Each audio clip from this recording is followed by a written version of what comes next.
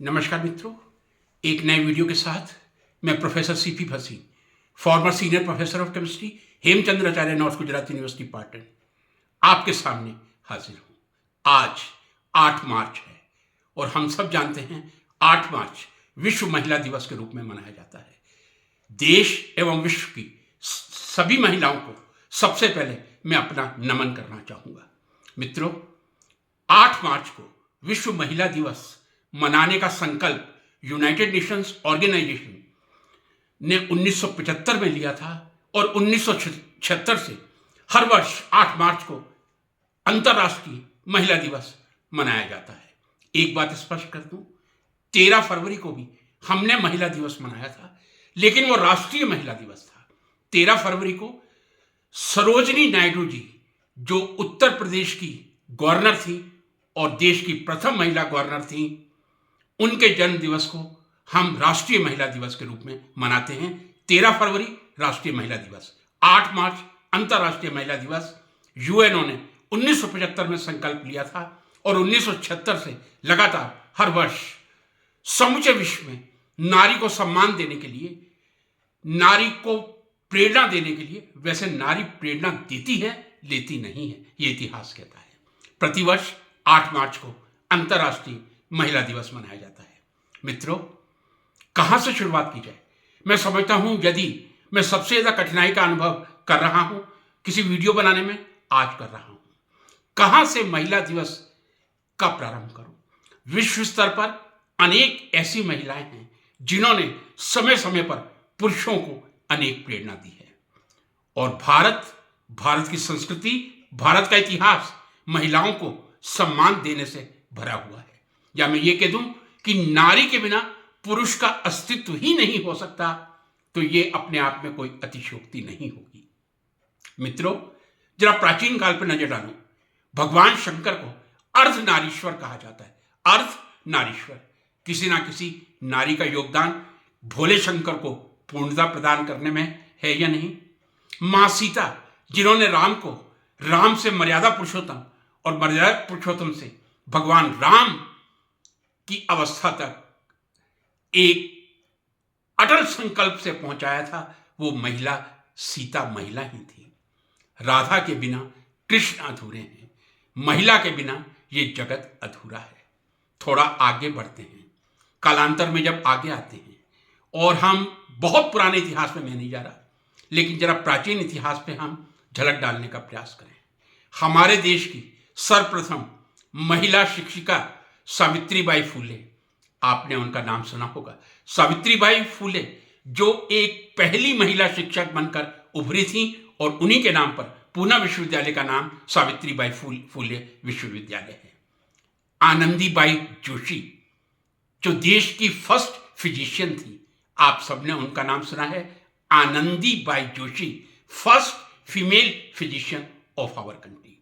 इसके अलावा अनेक ऐसी हस्ती हुई हैं, झांसी की रानी लक्ष्मीबाई, देवी बाई अहिल्या होलकर, या और आगे बढ़े तो इतिहास में यदि हम देखें, अरुणा आसिफ अली, सरोजनी नायडू का मैंने नाम लिया था, उत्तर प्रदेश की प्रथम मुख्यमंत्री सुचेता कृपलानी, हमारे देश की प्रथम महिला प्रधानमंत्री श्रीमती इंदिरा गांधी, वर्तमान राष्ट्रपति श्रीमती द्रौपदी मुर्मू, पूर्व महिला राष्ट्रपति प्रतिभा पाटिल जी।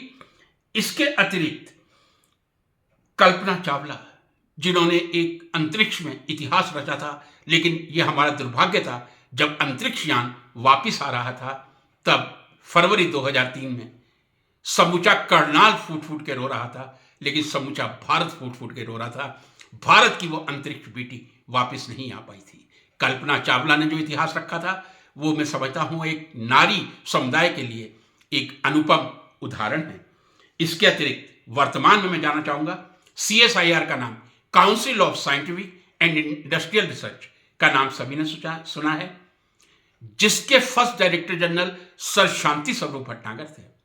वर्तमान में यदि CSIR की डायरेक्टर जनरल हैं, पहली महिला हैं, और वो पहली महिला हैं एन कलाई सेल्वी, जो CSIR की डायरेक्टर जनरल है। ये हमारे देश की, मैं समझता हूं, नारियों के लिए, शिक्षित नारियों के लिए और समस्त नारियों के लिए एक अपार प्रेरणा का स्रोत है कि CSIR जैसे महान वैज्ञानिक संगठन के उच्च पद पर एन कलाई सेल्वी ने स्थान ग्रहण करके CSIR को सुशोभित किया है।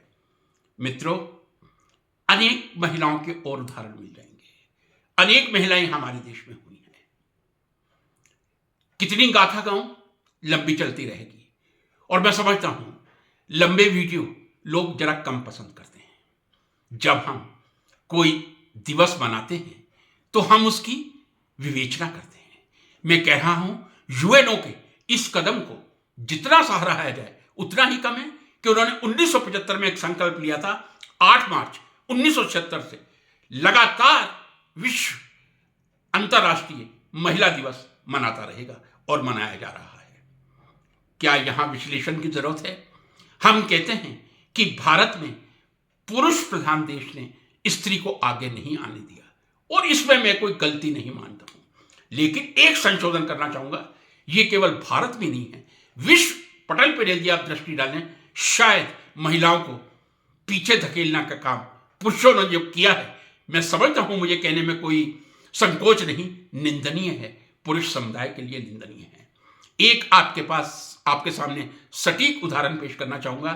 आपने सुना होगा वाटसन और क्रिक का नाम, और साथ में विल्किंस थे, उनको नोबेल प्राइज मिला था DNA के हेलिकल स्ट्रक्चर के लिए।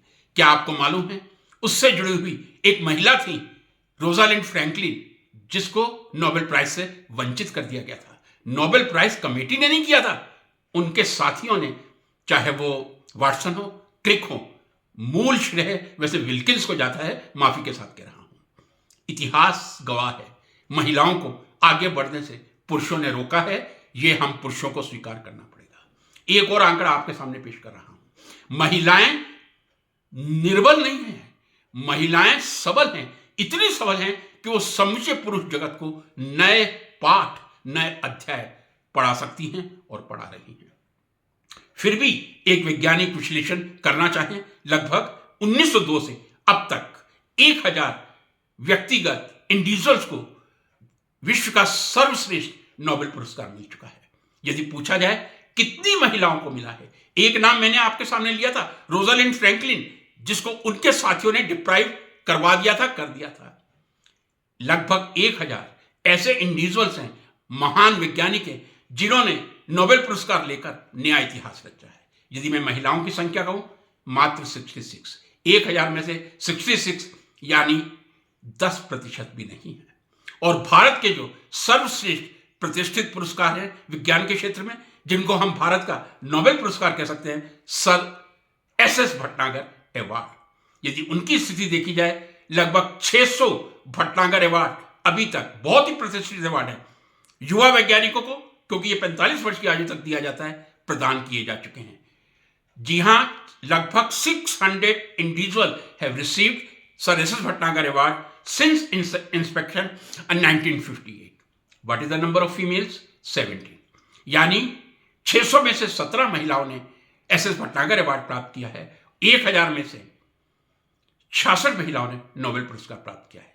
क्या ऐसा नहीं लगता, जो महिला इतनी सशक्त है, मानसिक रूप से, शारीरिक रूप से, बौद्धिक रूप से, कहीं ना कहीं पुरुष वर्ग का एक बहुत बड़ा, मैं कह दूं, एक कल्प्रिट रोल रहा है। उस कल्प्रिट रोल को सुधारने का यही एक मंत्र हो सकता है, हम नारियों को आगे बढ़ाने का प्रयास करें।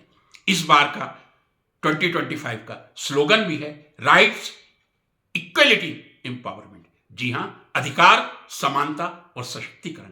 मैं समझता हूं महिला पहले से ही, जन्म से ही बहुत सशक्त होती है। मां के रूप में जब वो बच्चे को जन्म देती है, बहनों के रूप में जब वो मां के समान वात्सल्य स्नेह प्रदान करती है, पत्नी के रूप में जब वो अर्धांगिनी, बेटर हाफ बनकर पुरुष का मार्गदर्शन करती है, या बेटी के रूप में किसी भी घर को सुशोभित करती है। मित्रों, आज का दिन बहुत महान है। महिलाओं को शत शत नमन करता हुआ अपनी वाणी को यही विराम दूंगा। नमस्कार।